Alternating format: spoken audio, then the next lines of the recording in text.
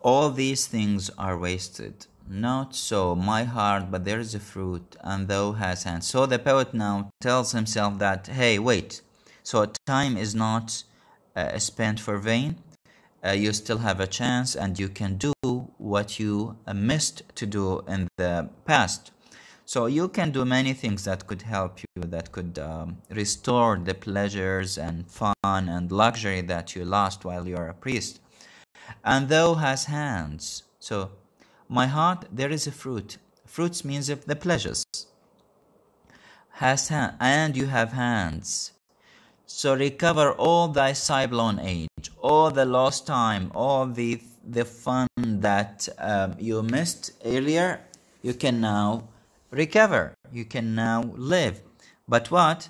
You need to quit that kind of job, the priest. You can just quit the church and become a normal person and do whatever you want. So this is the center of the conflict, whether to live at the church and become a priest and become committed to these teachings and instructions, or to be a free person and do whatever you want. So the poet is questioning himself about these two lives. So recover all thy sigh-blown age on double pleasures, in order to compensate, in order to feel that you have earned what you have missed. So on يعني شيء مضاعف, you get what you want on a double scale. So you could reimburse, تعوض, compensate what you have missed. Leave thy cold dispute. Leave this meaningless argument, the conflict that you are living, of what is fit and not. Don't think about this. Well, this kind of life fits me or suitable for me, and that kind of life does not. Just drop all these ideas. Forsake thy cage. The cage is a metaphor for the church, because the poet feels that he is imprisoned. And you have noticed the way he speaks about the church as a kind of a prison where he was prevented, forbidden from executing his desires and getting whatever he wants. Thy rope of sands, that rope that connects the priest to the church. The poet here portrayed that kind of rope, that kind of connection to sand, which means it's not very strong. It is very fragile. It is very delicate. So it could be easily broken while the poet is talking about his life. Which petty thoughts have made. Petty means trivial, silly thoughts have made. And made thee to good cable, made thee a good cable to enforce and draw. So this kind of rope that talks about these silly thoughts, you made it just like a connection that you visualize it, that you imagine it. So you can easily drop that kind and break that kind of rope and create a stronger connection that could connect you with what you wish, with what you want. So you need to be your own master. You need to be your own leader of what you want, and be thy law. You set the laws that you want to follow, and follow these laws, and do not listen to any kind of instructions or teachings from anywhere. While thou didst swing and wouldst not see a way, take it. So do not pay attention to all these things. Do not wink, and do not take heed means pay attention. So the poet here is trying to convince himself to stop this kind of life, because it's not too late. He can still enjoy his life, and if he drops the church and moves to the outside world. So now he determines to leave the church. I will abroad. Now this is a decision. Call in thy death's head there, tie up thy fears. He that forbears to suit and serve his need deserves his load. Call in thy death's head there, tie up thy fears.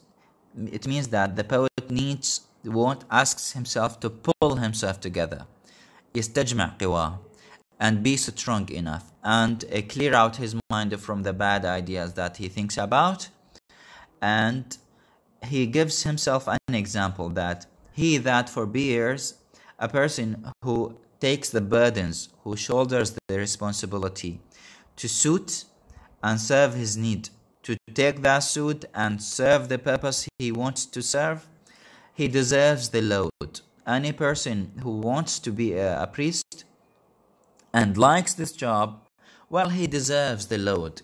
He might be suitable better than the poet, but the poet himself feels that he is overburdened and he cannot take this responsibility anymore. So he decides to, I will abroad. Then the poet says, but as I raved and grew more fierce, as I suffered and grow more, let's say, fierce means it means strong. It means let's say it means a person with a strong personality and a determined person. As I raved means yuhajim. When there is a kind of a conflict and this kind of conflict reaches the peak, a climax of something. So as I raved and grew more fierce and become more wild, متوحش أكثر أو strong enough at every word. So this refers to that the poet has decided to quit this job and take a different course of life, because he reached a kind of a climax, a peak, because he became very fierce, very raved, and very angry with this kind of life.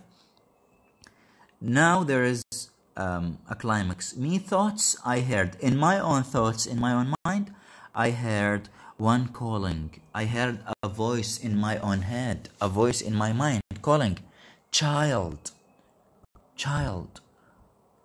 And I replied, my Lord. The child, this is the a reference to the Christ. The priest represents a religious post, which is assimilated sometimes or compared with a Christ. And as you know, in Christian theology, they consider Christ as the Son of God. And this voice that came from God, child, it means that God is asking his son, because he is a priest and he is representing Christianity. So as if God is asking his son, child, and I replied, my Lord, my God, which is a sign of submissiveness, a sign of acceptance. So the poet's intentions and determination to quit the church and to stop being a priest now has turned down, has turned upside down actually, because now he has changed his mind and he gets back to his own post as a priest with strong, let's say, strong determination that he is not going to leave the church because of that calling voice, which is the voice of God. So here we have a kind of conflict, a kind of a contrast between what the poet has planned and what he has achieved at the end. I'd like to attract your attention to something I have already mentioned earlier, which is the poet, Christianity in general. They believe that, Christians believe that Jesus is the savior of the whole world, and he has forsaken his own life for the salvation of all human beings. And he is the Son of God according to Christian religion. So here the poet evokes these kind of ideas in